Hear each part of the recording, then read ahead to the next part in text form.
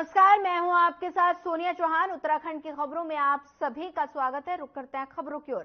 खबर देहरादून से है, जहां बीजेपी प्रदेश चुनाव प्रबंधन समिति के साथ पार्टी के लोकसभा प्रत्याशी की महत्वपूर्ण बैठक हुई और जिसमें आगामी नामांकन एवं अन्य वैधानिक प्रक्रिया के साथ चुनाव की रणनीति को लेकर चर्चा हुई। और इस दौरान मीडिया से बातचीत में मुख्यमंत्री पुष्कर सिंह धामी ने कहा कि पीएम मोदी उत्तराखंड को एक परिवार की तरह मानते हैं और अब हम सभी का ये दायित्व है कि अपने परिवार के संरक्षण को रिकॉर्ड मतों से सभी 5 सीटें जीत कर दें। और पार्टी मुख्यालय में हुई इस बैठक में मुख्यमंत्री पुष्कर सिंह धामी और प्रदेश चुनाव प्रभारी दुष्यंत गौतम, प्रदेश अध्यक्ष एवं निर्वाचित राज्यसभा सदस्य महेंद्र भट्ट और बता दें कि चुनाव प्रबंध समिति संयोजक एवं राज्यसभा सांसद नरेश बंसल मौजूद रहे।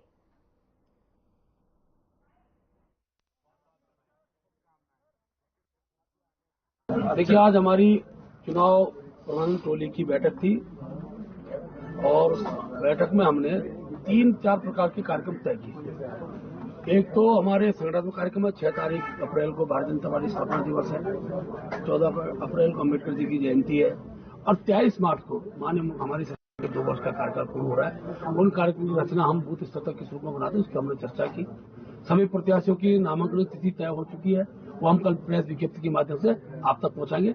माननीय मुख्यमंत्री सभी प्रत्याशियों के नामांकन में उपस्थित रहेंगे। केंद्रीय नेतृत्व भी कोई आएंगे, जिसकी जानकारी भी यथा समय हम आप सब तक पहुंचाएंगे। इसके साथ साथ अब हमारा मुख्य काम प्रदेश अध्यक्ष से लेकर बूथ अध्यक्ष पन्ना प्रमुख बनेगा। भारतीय जनता पार्टी जब हम 2019 का चुनाव जीते थे, उसके बाद भी रिजल्ट आने के बाद में 2024 की टारगेट बना लिया था, क्योंकि राजनीतिक दल है और राजनीतिक दल लगातार जो भी कार्य करता है उसके मन में ये भाव रहता ही है।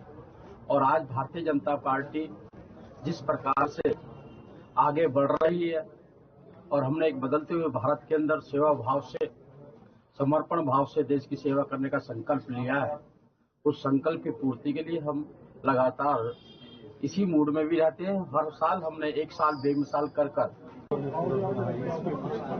देखिए,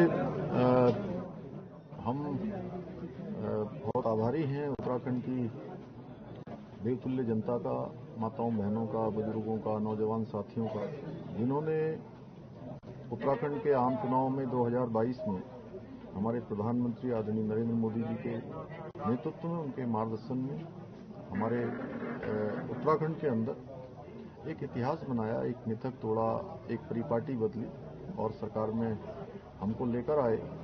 और जो भी हमने संकल्प उत्तराखंड की जनता के समक्ष रखे थे, उन सभी संकल्पों को हम आगे बढ़े हैं। बहुत सारे संकल्प, बहुत सारे वायदे हमने पूरे किए हैं। डबल इंजन की सरकार तेजी से आगे बढ़ी है और उसी का आज परिणाम है कि अभी पूरे। खबर देहरादून से है, जहां बीजेपी प्रदेश कार्यालय में लोकसभा चुनाव की रणनीतियों को लेकर बीजेपी पदाधिकारियों की बैठक हुई, जिसमें बीजेपी के प्रदेश प्रभारी दुष्यंत गौतम, प्रदेश अध्यक्ष महेंद्र भट्ट और मुख्यमंत्री पुष्कर सिंह धामी और बीजेपी के लोकसभा प्रत्याशी भी शामिल हुए। वहीं बैठक के बाद केंद्रीय पर्यटन रक्षा राज्य मंत्री और नैनीताल लोकसभा सीट प्रत्याशी अजय भट्ट ने कहा कि जो जनता और कार्यकर्ताओं में उत्साह है, उससे साफ जाहिर होता है कि जनता भी चाहती है कि अब की बार 400 पार। और साथ ही उन्होंने कहा कि पीएम मोदी के विश्व में कीर्ति ने भारत को पहले स्थान पर लाकर रख दिया है और वास्तव में ऐसा कोई कल्पना भी नहीं कर सकता।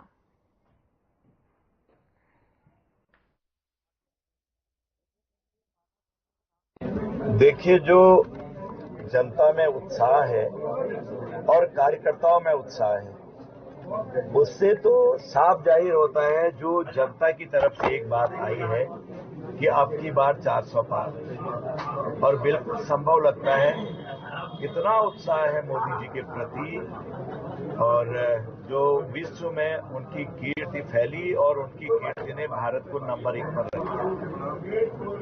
तो वास्तव में ऐसा कोई कल्पना भी नहीं कर सकता था कि भारतीय जनता पार्टी के प्रति कंकड़ तोड़ने वाला, बजरी उठाने वाला, बेलचा लगाने वाला खबर कोटद्वार से है, जहां गढ़वाल लोकसभा सीट से बीजेपी का प्रत्याशी घोषित होने के बाद पहली बार अनिल बनूली कोटद्वार पहुंचे और अनिल बनूली का बीजेपी कार्यकर्ताओं ने जोरदार स्वागत किया।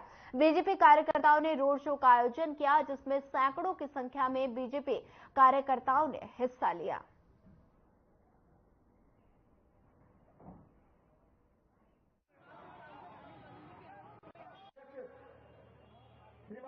अगर थोड़ा सा कुछ पीछे जाके देखेंगे कि 2014 की हालत क्या थी। आज जो लोग मोबाइल पे वीडियो बना रहे हैं और फूल जरूर बातें कर रहे हैं, ये अच्छी सड़कें किसने दी है, ये इंटरनेट कनेक्टिविटी किसने दी है, ये मोदी जी के काल के कारण यहाँ सारा हुआ है। आज हमारे यहाँ बहुत सारे एक्स सर्विसमैन भाई हैं। ओआरओपी किस प्रकार से ओआरओपी को किया गया, वन रैंक वन पेंशन को किस प्रकार से किया गया, बढ़िया सैकड़ों कई दशकों से पेंडिंग था, लेकिन मोदी जी ने एक नहीं किया।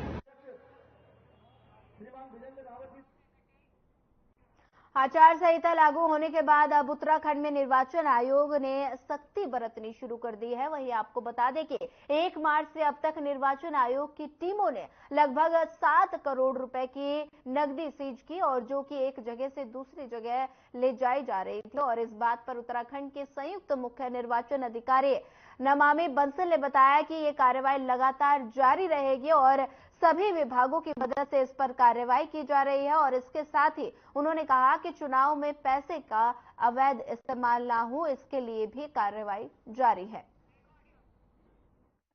प्रदेश में इसके अनुपालन के लिए विभिन्न जनपदों में अलग अलग टीमों के द्वारा कार्रवाई की जा रही है और इसकी 24 घंटे की और अब 48 घंटे की रिपोर्ट अवेटेड है। 24 घंटे की रिपोर्ट हमारे पास ऑलरेडी आ गई हैं और सभी जगह जैसे जो डिफेसमेंट है उसको हटाने की कार्रवाई और एक्साइज और कैश सीजर को लेकर के कार्रवाई, ये सभी गतिमान हैं। इसकी रिपोर्ट्स से हम अभी आपको अवगत करा देंगे और साथ ही साथ पॉलिटिकल पार्टीज के साथ भी सभी जनपद स्तर पर और यहाँ राज्य स्तर पर भी बैठकें आयोजित की जा चुकी हैं।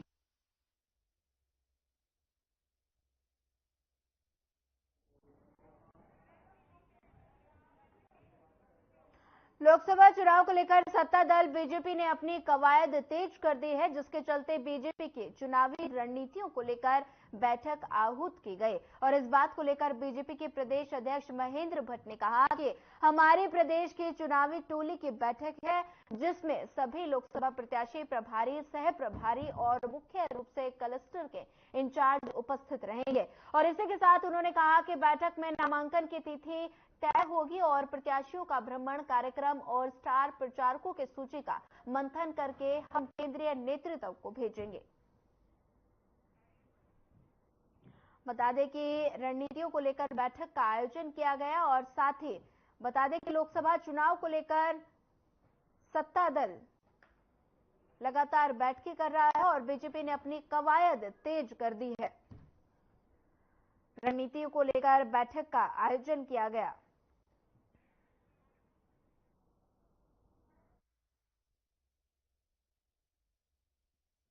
आज हमारी प्रदेश की चुनाव टोली की बैठक है और उसमें हमारे सभी प्रत्याशी रहेंगे, हमारे लोकसभा के प्रभारी, सह प्रभारी रहेंगे, हमारे क्लस्टर के इंचार्ज रहेंगे और मुख्य रूप से नामांकन की तिथि तय होगी। किस नामांकन में कौन नेता रहने वाले वो तय होगा, प्रत्याशी का जो भ्रमण कार्यक्रम का स्वरूप तय होगा और आगामी दिनों में राष्ट्रीय नेताओं की सभाएं होंगी, सभाओं के स्थान तय होंगे, कौन नेता आते हुए आएंगे और स्टार प्रचारकों की सूची हम आज अनुमोदन करके केंद्र को भेजेंगे।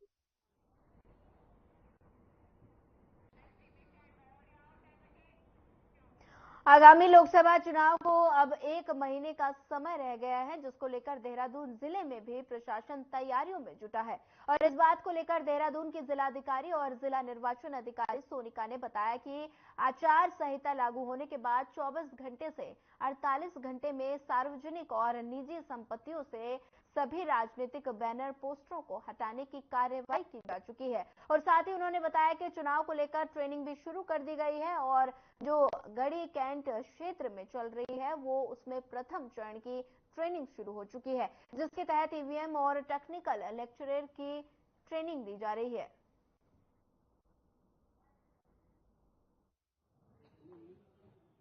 तो हम लोगों के यहाँ पे जैसे ही अनाउंसमेंट होता है इलेक्शन का, उसके बाद से क्लियर कट गाइडलाइंस है एमसीसी की किस तरह से 24, 48, 72 घंटे में प्रॉपर्टीज से जो पोस्टर्स और बैनर लगे हैं उनको हटाना है। इसके अलावा हम लोगों का जो कंट्रोल रूम है वो एक्टिवेटेड है, सी विजिल का जो कंट्रोल रूम है वो एक्टिवेटेड है। हमारी एफएसटी जो होती है वो तत्काल एक्टिवेट हो जाती है। हर एआरओ वाइज, एसी वाइज हमारी एफएसटीज लगी हुई है, फ्लाइंग स्क्वाड टीम्स।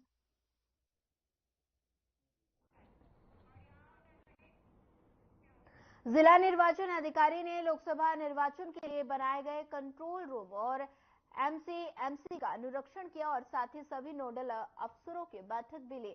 वहीं आपको बता दें कि जिला निर्वाचन अधिकारी ने निर्वाचन के सभी कार्यों को समय से समाप्त करने के निर्देश दिए और लोकसभा सामान्य निर्वाचन को शांतिपूर्वक, पारदर्शिता और निष्पक्ष संपन्न कराने के लिए जिले में निर्वाचन कंट्रोल रूम और एमसी की स्थापना MBPG कॉलेज में की गई और निर्वाचन के संबंध में किसी प्रकार की जानकारी के लिए कंट्रोल रूम से सूचनाएं प्राप्त कर सकते हैं। वहीं कंट्रोल रूम और एमसी कक्ष में 24 घंटे कार्य करेगा और जिसके संचालन के लिए 24 घंटे श्रमिकों की तैनाती कर दी गई है।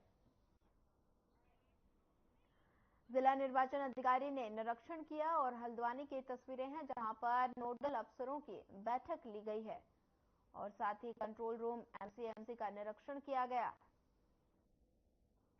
जिला निर्वाचन अधिकारी ने निरीक्षण किया। हल्द्वानी की तस्वीरें हैं जहां पर नोडल अफसरों की बैठक ली गई है। कंट्रोल रूम और एमसी का निरीक्षण किया गया।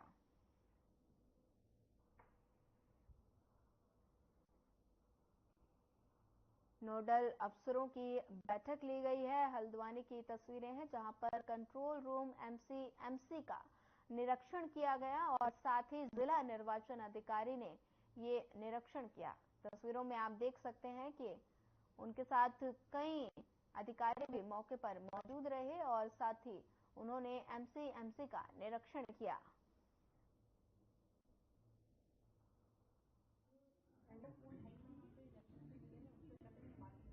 अभी हम लोगों ने इलेक्शन के जो विभिन्न कार्रवाइयों के लिए नोडल अधिकारी लगाए गए हैं उनकी एक मीटिंग ली है। वो सभी लोग अपना अपना काम कर रहे हैं। यहाँ भी सभी के ऑफिस सेटअप हो गए हैं। तो जो समस्याएं आ रही हैं या किसी प्रकार की कोई कमियां हैं उनको दूर करने का प्रयास किया जा रहा है। साथ ही विभागीय जो भी नोडल अधिकारी निर्वाचन की विभिन्न ड्यूटीज में लगे हैं उनको जो संसाधन उपलब्ध कराए जाने हैं उसकी व्यवस्थाओं की समीक्षा करी गई है। तो मैक्सिमम लोगों ने अपना काम आरंभ कर दिया है और सभी तैयारियां सुचारू रूप से चल रही हैं। उत्तराखंड के टनकपुर में रेलवे की जमीन से अवैध कब्जा बता दें कि हटाने को लेकर स्थानीय लोग में रोष पनप रहा है और इधर संयुक्त संघर्ष समिति ने रेलवे प्रशासन पर नियमों की अनदेखी और उत्पीड़न का आरोप लगाया। वहीं आपको बता दें कि पीड़ित लोगों ने सोमवार को मुख्यमंत्री के नाम संबोधित ज्ञापन सीएम कैंप कार्यालय टनकपुर में दिया, जिसमें बताया गया कि नगर पालिका क्षेत्र टनकपुर में लंबे समय से वार्ड नंबर 3 और 4 में गरीब और मध्यम वर्गीय परिवार 50 सालों से मेहनत मजदूरी कर अपना जीवन यापन कर रहे हैं। वहीं पीड़ित लोगों ने कहा कि रेलवे प्रशासन की ओर से अतिक्रमण करने के नाम पर उनको आए दिन परेशान किया जा रहा है। बता दें कि ये टनकपुर का यह मामला है जहां पर संयुक्त संघर्ष समिति ने आरोप लगाए हैं और साथ ही रेलवे प्रशासन मनमानी कर रहा है। अतिक्रमण के नाम पर परेशान किया जा रहा है। संयुक्त संघर्ष समिति ने आरोप लगाए हैं।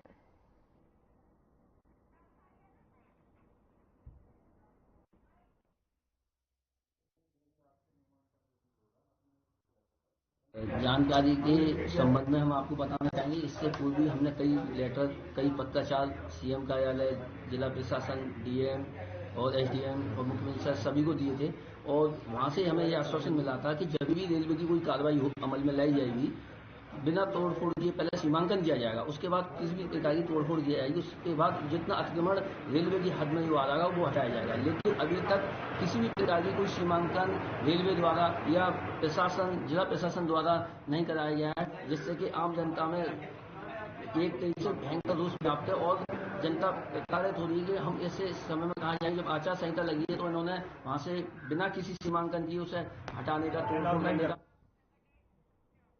आवास विकास स्थित विद्या मंदिर इंटर कॉलेज का आज परीक्षा परिणाम घोषित हुआ, जिसमें स्कूल के अध्यापकों ने कक्षा 6 से कक्षा 9 और 11वीं कक्षा के छात्रों को परीक्षा परिणाम देकर उनके उज्जवल भविष्य की कामना की और स्कूल का परीक्षा परिणाम 98.8% रहा। परीक्षा परिणाम घोषित करने के दौरान कार्यक्रम का भी आयोजन हुआ, जिसमें कई मुख्य अतिथि शामिल हुए।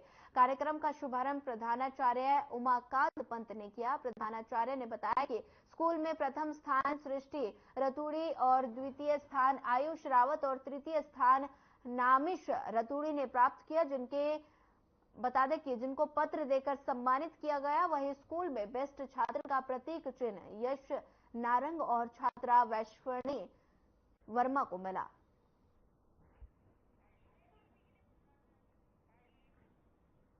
बता दें कि अव्वल आने वाले छात्रों को पुरस्कार मिला है। ऋषिकेश की तस्वीरें हैं जहां पर छात्रों को पत्र देकर सम्मानित किया गया। वहीं बता दें कि विद्यालय का परिणाम 98.8% रहा। अव्वल आने वाले छात्रों को पुरस्कार मिला। साथ ही बता दें कि स्मृति चिन्ह देकर और पत्र देकर उनको सम्मानित किया गया। ऋषिकेश की तस्वीरें हैं जहां पर अव्वल आने वाले छात्रों को पुरस्कार दिया गया।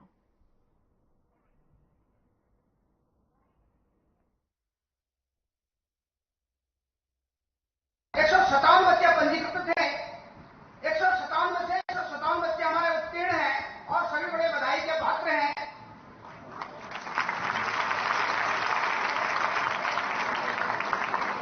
बच्चे हमारे पंजीकृत थे और 154 के 54 बहुत अच्छे अंकों से उत्तीर्ण हैं। 151 भैया बहन थे पंजीकृत और 151 उत्तीर्ण हैं।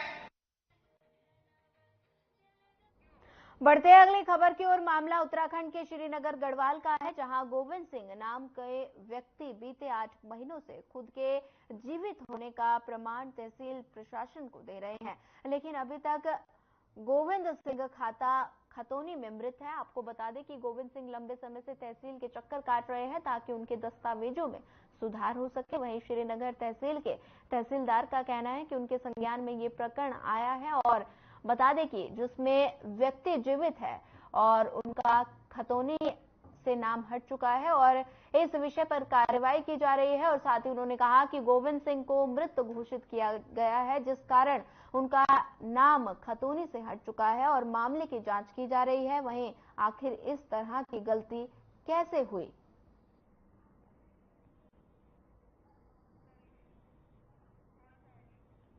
बता दें कि गोविंद सिंह खतौनी में मृत हैं और लंबे समय से वो अपने दस्तावेजों को ठीक कराने के लिए तहसीलों के चक्कर काट रहे हैं, साथ ही जीवित होने का प्रमाण दे रहे हैं।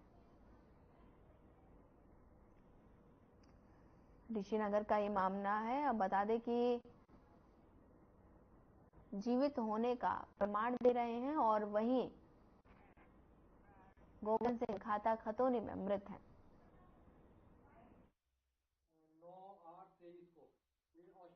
15 में रिटायर हुआ हूं और 16 में मेरे को मृत घोषित दिखा रखा है इसमें, जो कि खतौनी से ज्ञात हुआ है बाद में। तो फिर उसके बाद मैंने 9 महीने पहले लगभग एप्लीकेशन दी है वहां पे कि मेरे को ये सही किया जाए रिकॉर्ड। उसके बाद आप जो है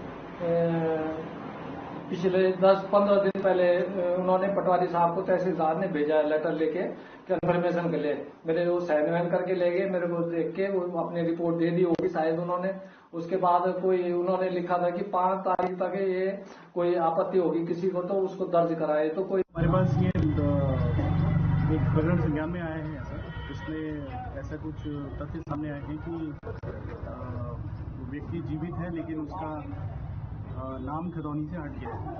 वो प्रकरण हमने संज्ञान में ले लिया है, उसमें नियमानुसार कार्रवाई हो रही है। आज भी आए थे वो हमारे पास, उनको जो नियमानुसार हमने बता दिया है कि क्या क्या दस्तावेज लगाने हैं, उसका जल्दी मतलब आज ही उसका निस्तारण हो जाएगा। जो गोविंद अंकल जी है ना, बहुत ही सज्जन आदमी है रिटायर्ड आदमी है और 70 साल के व्यक्ति हैं। जब इन्होंने मुझे अपनी बात बताई कि बेटा मेरे साथ ऐसा ऐसा हो गया, मैं मृत घोषित हो गया, तो मैंने पटवारी से संज्ञान लिया इस बात का, पटवारी से बात करी। उन्होंने बोला रावत जी हाँ हो सकता कोई मिस्टेक हो गई हो तो हम इसको सुधार करेंगे। तो 8-9 महीने हो चुके हैं सुधारीकरण के लिए। ऑलमोस्ट अब ये बात जो फाइल थी वो तहसीलदार साहब के पास थी, तो हमने तहसीलदार साहब को मिलने के लिए 2 बार गए, तो तहसीलदार साहब मिले नहीं। मिलने के बाद ना मिले तो फिर हमने फोन करा उनको, तो उन्होंने बोला कि ऐसा डॉक्यूमेंट ले आइए प्रधान से लिखवा के, तो हम प्रधान से लिखवा के ले गए। 2024 के लोकसभा चुनाव को लेकर सभी राजनीतिक पार्टियों के साथ साथ इलेक्शन कमीशन ऑफ उत्तराखंड में लगातार तैयारियों में जुटा है। संयुक्त मुख्य निर्वाचन अधिकारी उत्तराखंड नमामि बंसल ने बताया कि निर्वाचन आयोग लगातार चुनाव को लेकर बैठकें कर रहा है और उत्तराखंड के दूरवर्ती क्षेत्रों की अगर बात करें तो वहां पर ड्रोन के माध्यम से निगरानी की जाएगी। इंटर बॉर्डर चेक पोस्ट की संख्या लगभग 93 है, उन पर विशेष तौर पर चेकिंग अभियान चलाया जाएगा। Election commission of Uttarakhand police के साथ मिलकर ड्रोन के साथ साथ विशेष चेकिंग अभियान भी इंटर बॉर्डर चेक पोस्ट पर जाएगा।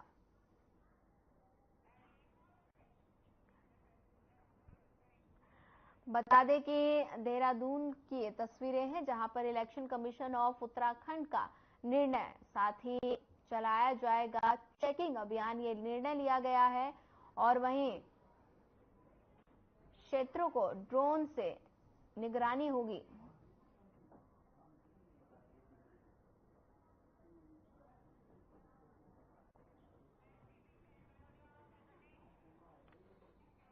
हल्द्वानी में आचार संहिता उल्लंघन का मामला सामने आया है। इसके बाद रिटर्निंग ऑफिसर ने अस्पताल प्रशासन को नोटिस जारी कर जवाब मांगा। City magistrate ARO AP Vajpayee बता दें कि उन्होंने बताया कि आचार संहिता लगते ही सभी विभागों को निर्देशित किया गया था कि आपने अपने विभाग परिसर में लगे सरकारी विज्ञापनों को तुरंत हटा लिया जाए और साथ ही हल्द्वानी शहर के बीचों बीच बने बता दें कि योजनाओं का प्रचार प्रसार का विज्ञापन जो लगा हुआ था, पूरे मामले में सिटी मजिस्ट्रेट ने कार्रवाई करते हुए अस्पताल के चिकित्सा अधीक्षक को नोटिस जारी किया है।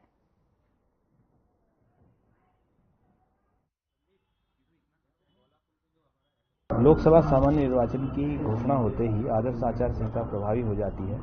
इसी संबंध में विभागों को निर्देश दिए गए थे कि जो उसकी SOP है उसके तहत 24 घंटे के अंदर अपने परिसर से सभी प्रकार की जो सामग्री है जो कि प्रतिबंधित है उसे हटाए जाना है।